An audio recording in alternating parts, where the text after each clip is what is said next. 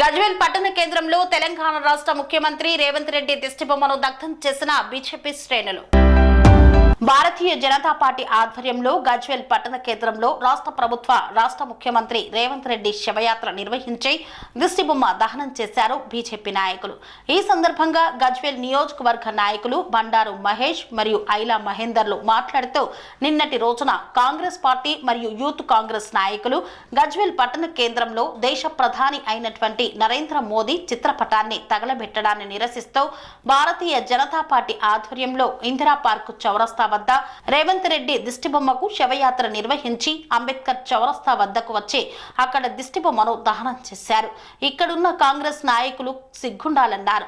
రాష్ట్రంలో అధికారం రావడానికి 6 గ్యారంటీలు 66 మోసాలతోని ప్రజలను నమ్మించి అబద్ధపు హామీలతో గద్దెనెక్కిన కాంగ్రెస్ 100 రోజుల్లో అమలు చేస్తామని గాడిద గుడ్డు అని మాట్లాడుతున్నారు. రైతులకు పూర్తి మొత్తంలో రైతు రుణమాఫీ కాలేదన్నారు. నిరుద్యోగులకు ఇస్తా అన్న నిరుద్యోగ భృతి, ఇందిరమ్మ ఇండ్లు, ఉచిత కరెంటు, స్కూటీలు ఇలా చెప్పుకుంటూ పోతే ఎన్నో హామీలు పూర్తిగా మర్చిపోయారన్నారు. గ్యాస్ మీద 50 రూపాయలు పెంచారని నరేంద్ర మోదీ చిత్రపటం దహనం చేసిన కాంగ్రెస్ యూత్ కాంగ్రెస్ నాయకులు ఇచ్చిన మాట తప్పిన రేవంత్ రెడ్డిని ఎన్నిసార్లు తగలబెట్టాలని ప్రశ్నించారు. ప్రధానమంత్రి ఉజ్వల యోజన పథకం కింద దేశంలో ఉన్న ప్రతి పేద కుటుంబానికి ఉచితంగా గ్యాస్ సిలిండర్లు పంపిణీ బీజేపీ ప్రభుత్వం చేసింది అది నరేంద్ర మోదీ అన్నారు. తెలంగాణ ప్రజలపైన కాంగ్రెస్ ప్రభుత్వానికి రేవంత్ రెడ్డికి అంత చిత్తశుద్ధి ఉంటే ఆయన 500 రూపాయలకు ఇస్తానన్న గ్యాస్ సిలిండర్ రాష్ట్రంలో ఉన్నటువంటి ప్రతి కుటుంబానికి ఇవ్వాలని, ఇప్పటికి ఎంతమందికి ఇచ్చారో లెక్క చెప్పాలని ప్రశ్నించారు.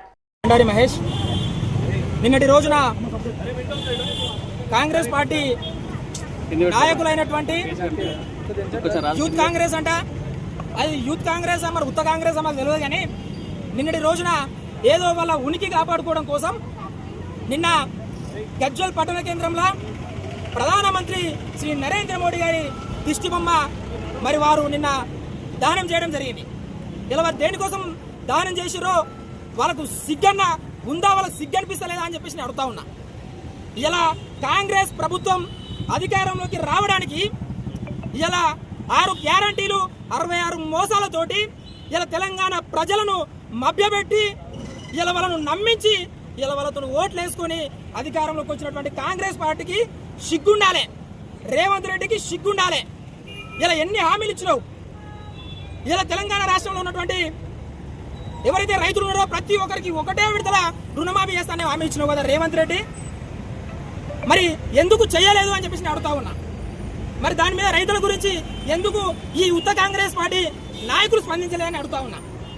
ఇలా అదేవిధంగా రేవంత్ రెడ్డి లగ్గం కాగానే పెళ్లిలోకి పువ్వులలో లక్ష రూపాయలు కట్నం పెట్టొస్తామని చెప్పేసి మాట్లాడినావు రేవంత్ రెడ్డి. మరి ఎటువైంది నీ 1,00,000 రూపాయల కట్నం ఎటువైంది? నువ్వు రైతులకు ఇస్తున్నటువంటి 15,000 12,000 రూపాయలు ఎటువైనాయి? ఇలా మహాలక్ష్మి పథకం ఎటువైంది? ఇలా దివ్యాంగుల కింద ఇలా వాళ్ళకు ఉచితంగా గ్యాస్ సిలిండర్ అనేది ఇచ్చినటువంటి ప్రభుత్వం ఏదైనా ఉంది అంటే అది భారతీయ జనతా పార్టీ ప్రభుత్వము, మా ప్రధానమంత్రి నరేంద్ర మోడీ గారు. ఇలా కేవలం మీరు ఉనికి కాపాడుకోవడం కోసమే, ఇలా జనాలను తప్పుదేవ పట్టించడం కోసం మాత్రమే మీరు చేస్తున్నటువంటి కార్యక్రమాలు తప్ప మీరు నిజంగా ప్రజల మీద ఏదో ప్రేమతోని ప్రజల మీద అభిమానంతో చేస్తున్నటువంటి కార్యక్రమాలు కావు అని చెప్పేసి మీకు గుర్తు చేస్తా ఉన్నా. మరి మీరే అన్నారు కదా పేదలకు ప్రతి ఒక్కరికి 500కే గ్యాస్ సిలిండర్ ఇస్తామని చెప్పి అన్నారు కదా రేవంత్ రెడ్డి గారు. మరి ఇలా మరి నరేంద్ర మోడీ గారి ప్రభుత్వం బీజేపీ ప్రభుత్వం ఇలా డబ్బులు పెంచింది అని చెప్పి మీరు మాట్లాడుతూ ఉన్నారు కదా. రాష్ట్ర ప్రభుత్వం మీద ఉంది కదా, మరి మీరు మీకు నిజంగా ప్రజల మీద అంత చిత్తశుద్ధి అంత ప్రేమ ఉంటే మీరు ప్రజలకు అందించాలి కదా. మరి ఆ సోయి లేదా అని చెప్పేసి నేను అడుగుతా ఉన్నా. ఇలా ఇంకొక మాట మాట్లాడుతూ ఉండు రేవంత్ రెడ్డి, తెలంగాణ రాష్ట్రంలో బీజేపీని రానియము అని చెప్పేసి మాట్లాడుతుండు. రేవంత్ రెడ్డి సిగ్గుండాలి. నువ్వు కాదు కదా, నీ తాతల తరం కూడా కాదు బిడ్డ బీజేపీని అడ్డుకోవడం అనేది. నీ తరం కాదు, నీ తాతలు నీ ముత్తాతలు దిగొచ్చినా కూడా బీజేపీని అడ్డుకోవడం అనేది కాని విషయం అని చెప్పేసి నేను గుర్తు చేస్తా ఉన్నా. ఇలా నువ్వు ఆలోచించుకో ఒకసారి. ఇలా తెలంగాణ రాష్ట్రంలో ఉన్నటువంటి జరిగినటువంటి అసెంబ్లీ ఎన్నికల తర్వాత తెలంగాణ రాష్ట్రంలో జరిగినటువంటి ప్రతి ఎన్నికలో ఇలా బీజేపీ గెలిచి చూపించింది. ప్రతి ఎన్నికల్లో బీజేపీ సత్తా చాటింది. అలాంటిది వదిలిపెట్టి మర్చిపోయి ఇంకిత జ్ఞానం లేకుండా బీజేపీని రానియమని చెప్పి మాట్లాడుతూ ఉన్నాం బిడ్డ. నీ తరం కాదు. ఇంకొకసారి ఖచ్చితంగా నేను హెచ్చరిస్తా ఉన్నా, ఇక్కడ ఉన్నటువంటి యూత్ కాంగ్రెస్ నాయకులను హెచ్చరిస్తా ఉన్నా. నిన్న ఆ దొరసాని మాట్లాడింది, నర్సరెడ్డి గారి బిడ్డ గారు మాట్లాడింది బీజేపీ అంటే జై శ్రీరామ్ అంటారని చెప్పేసి మాట అంటే జై శ్రీరామ్ అంటే ఓన్లీ బీజేపీ నాయకులు మాత్రమే మాట్లాడతారా, వేరే వారు మాట్లాడరా?